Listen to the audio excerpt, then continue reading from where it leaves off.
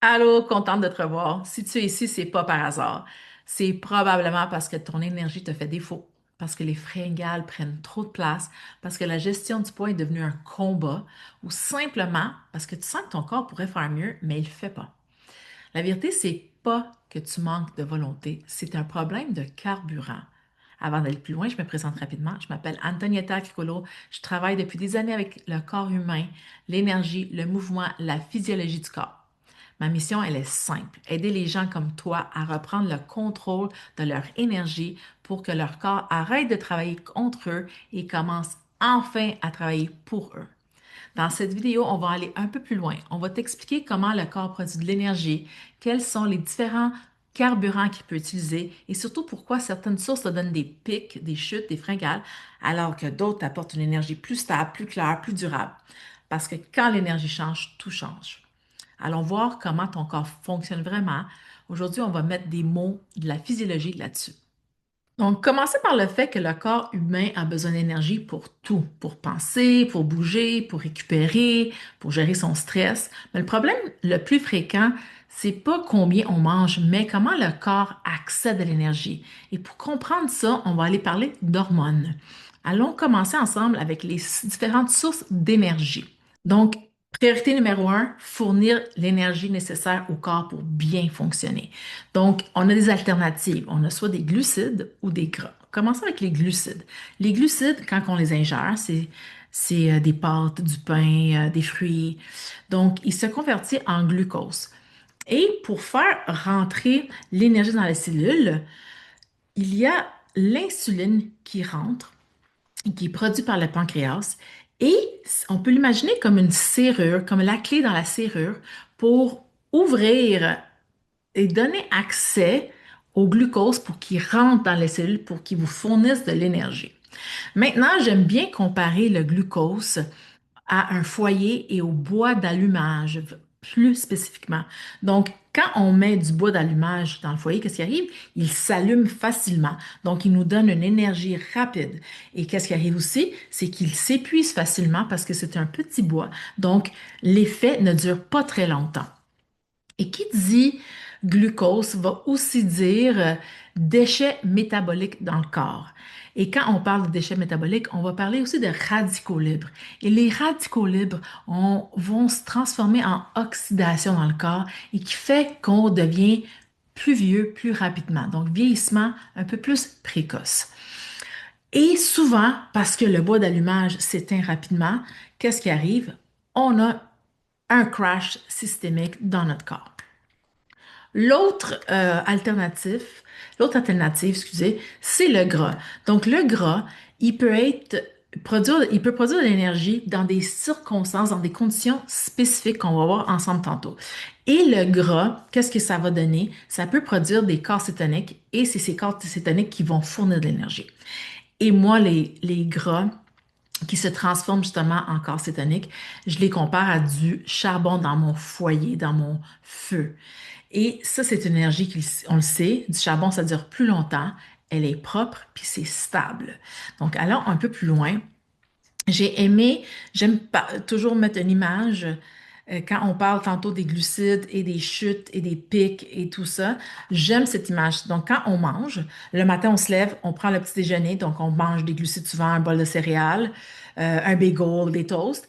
On a le pic de sucre qui s'engage. Donc, l'énergie qui rentre dans les cellules puis nous fait donner notre énergie pour fonctionner. Par la suite, qu'est-ce qui arrive? Vers les 10 heures, on a une chute de sucre parce que là, notre taux de sucre, il vient de diminuer.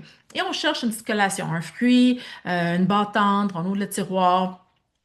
Et à midi, c'est la même chose. Là, on va peut-être manger un sandwich, fait qu'on va chercher encore des glucides. Et qu'est-ce qui arrive vers 3 heures de l'après-midi? Un autre crash, puis là, on va chercher une grignotine, on a des fringales. Des fois, on va se prendre un café pour aller chercher un boost. On arrive à la maison, on prépare le souper, on grignote sur des petits craquins. Et ainsi de suite pendant jusqu'à temps qu'on s'aille se coucher, même après le repas. Combien de fois avez-vous pris un repas? Donc, ça, qu'est-ce qui arrive dans le corps quand on a cette constance de glucose continuelle, c'est que l'insuline doit continuellement venir contrer pour faire rentrer le glucose dans la cellule. Donc, qu'est-ce qui peut arriver éventuellement? C'est qu'on peut devenir résistant à l'insuline. Il y a tellement de sucre en circulation que il n'y a plus assez de clés pour ouvrir la cellule pour pouvoir donner l'énergie à la cellule. Et on devient résistant à l'insuline. Et qu'est-ce que ça peut engendrer? Qu'est-ce qu'on peut ressentir? De la fatigue, du brouillon mental, l'irritabilité, des fringales, comme je te dis, et on fait juste recommencer toute la journée. Et qu'est-ce qu'on cherche vraiment dans tout ça? C'est d'aller chercher, pas de la discipline, parce que c'est pas un manque de discipline, mais c'est d'aller chercher un système métabolique qui devient plus accessible, plus flexible. Fait que là, on va aller vers le gras. Quand on va être capable de diminuer l'apport de sucre dans le corps, on va aller euh, être capable d'avoir un environnement qui va venir activer le glucagon. Et là, je repartage mon écran pour vous montrer un peu plus en détail à quoi ressemble ce cycle-là de glucagon et tout. Donc, dans un environnement idéal, c'est que pour que le glucagon puisse se présenter, on doit vraiment, comme je dis, avoir pas beaucoup de sucre en circulation. Et le glucagon, qu'est-ce qu'il va permettre? C'est il va permettre d'aller dans les tissus adipeux pour libérer des gras et via la néoglucogénèse, donc néo pour nouveau, gluco pour glucose, génèse pour fabrication, va générer du nouveau glucose et des corps cétoniques. Et c'est les corps cétoniques qui nous intéressent. Entre autres, on va parler du BHB. Il y en a trois corps cétoniques qui peuvent se dégager, mais entre autres, le BHB qui nous intéresse, puis vous allez voir plus spécifiquement pourquoi celui-là nous intéresse. Donc, environnement idéal permet le gras de se libérer et transformer pour créer des corps cétoniques. Et qu'est-ce qui arrive quand le BHB est créé? C'est qu'il rentre plus facilement dans les cellules. Il ne dépend pas de l'insuline. Il va nourrir directement le cerveau, les muscles, le cœur. Et qu'est-ce que ça donne? Ça donne une énergie plus stable, plus constante, plus prévisible. Pas un boost, mais une vraie base. Et comme j'ai dit tantôt, l'objectif, c'est pas d'éliminer complètement le sucre à tout prix. L'objectif, c'est de permettre à ton corps de s'adapter pour qu'il fonctionne parfois avec le sucre, puis parfois avec le gras.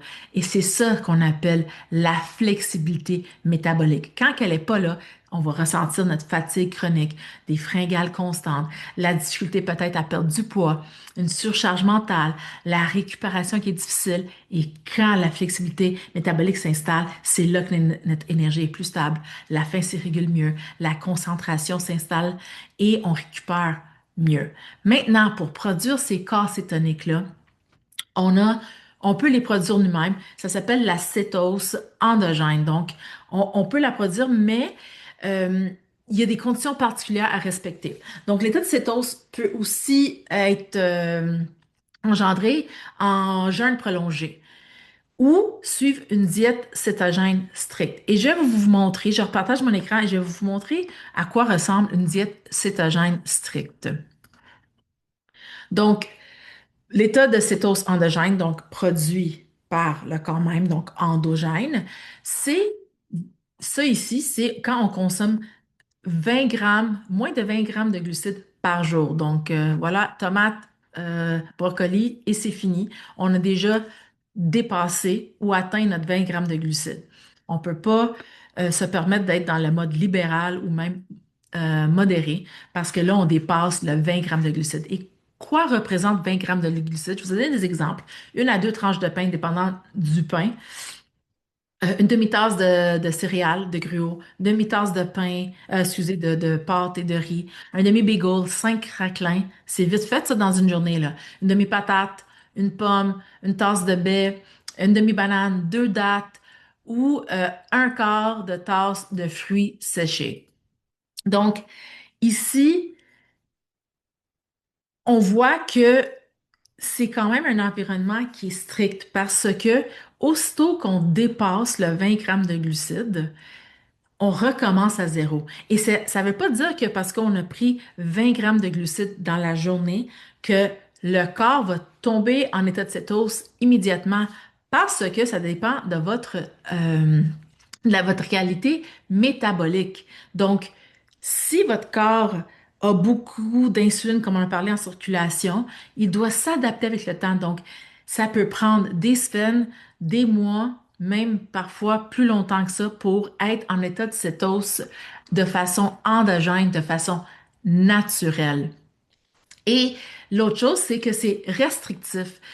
Imaginez quand vous avez un souper de famille, les fêtes et tout ça, aussitôt qu'on mange un morceau de gâteau, un verre de vin, tout ce qui dépasse, en le fond, le 20 grammes de glucides, c'est à recommencer. Donc, c'est quelque chose qui n'est pas durable dans le temps. Et c'est là que rentrent en ligne de compte les cétones exogènes. C'est une porte d'entrée. Les cétones exogènes, donc, ça le dit, c'est exogène, ça vient en dehors du corps. On prend ça dans un verre d'eau, on mélange ça. C'est une poudre qu'on mélange et on boit. Et qu'est-ce qui est agréable, c'est que dans l'espace de 30 minutes, le BHB se met en circulation et le cerveau reçoit un signal direct et l'énergie se stabilise. Et qu'est-ce qu'on voit chez beaucoup de personnes? On remarque qu'ils ont moins fringales, ils ont une clarté mentale qui s'installe, ils sortent de leur brouillard mental, ils ont une énergie plus calme, une meilleure récupération et pour certains même un meilleur sommeil. Et tout ça avec une diminution de la dépendance au sucre. Donc, il y a quand même, c'est quand même un outil de soutien. Ça remplace pas, en fait,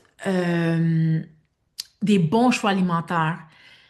Ça va venir parce que l'état de cétose va créer tout ce nouvel environnement. Ça va vous porter sûrement à vouloir des meilleurs choix. Et c'est là que que je l'inclus comme un outil de soutien parce qu'on va faire des meilleurs choix au niveau alimentaire. On va avoir le goût de mieux s'alimenter, de cuisiner. On va demander d'être plus en mouvement parce que justement, on a accès à plus d'énergie. Donc, le mouvement devient plus accessible et le corps sort du mode de survie. Il sort du cercle vicieux que je vous ai parlé tantôt, du haut et bas dans le graphique qu'on a vu ensemble, et il s'en va vers un cercle vertueux. Donc, on passe de la survie à vivre, à aller plus loin dans son état. Évidemment, si tu as une condition médicale spécifique, tu es enceinte, tu prends de la médication, il est essentiel d'être accompagné par un professionnel de la santé, ton médecin, ton pharmacien. Il est vraiment important d'aller consulter, de prendre les ingrédients qui sont sur l'enveloppe et de le montrer à son médecin. Et si, par exemple, tu choisis d'essayer les cétone exogènes, mais on t'encadre là-dedans. On a une équipe, on a un groupe privé qui t'encadre là-dedans. Je veux juste repartager mon écran parce que c'est quoi les avantages d'être en état de cétose? C'est comme j'ai dit tantôt, l'énergie qui devient stable, le sommeil récupérateur, l'humeur plus positive, une concentration, donc aussi plus de productivité. Ça stabilise la faim et par conséquent, ça peut améliorer la silhouette. Ça stabilise le corps en entier. C'est vraiment beau. Puis j'aime ça mettre une autre image. Ça, c'est qu'est-ce qu'on a vu, le haut et le bas, quand on est sur les glucides et on le compare. Ici, c'est encore le haut et le bas. Si on le compare avec les glucides, glucose versus les cétones qui sont vraiment vers une stabilité un peu plus accrue versus le glucose. Je reviens à l'encadrement que je vous ai parlé tantôt. Et si jamais tu choisis d'explorer cette voie, t'es pas seul. L'approche repose vraiment sur l'éducation, sur une alimentation naturelle le plus possible, sur le mouvement, aucune diète stricte, aucune culpabilité, pas de dogme alimentaire, pas de calories à compter, une vision durable et humaine. Donc, si ce que tu viens d'entendre résonne avec toi, tu as deux options. Tu peux, si tu as encore des questions, tu peux cliquer sur m'envoyer un message et on prendra le temps d'échanger encore davantage. Et si tu es prêt vraiment à aller de l'avant, tu peux cliquer sur Acheter les cétones et on commencera ensemble, encadré dans un groupe privé, tout en communauté pour te guider dans ce beau processus de l'état de cétose. Parce que quand l'énergie change, ta vie change.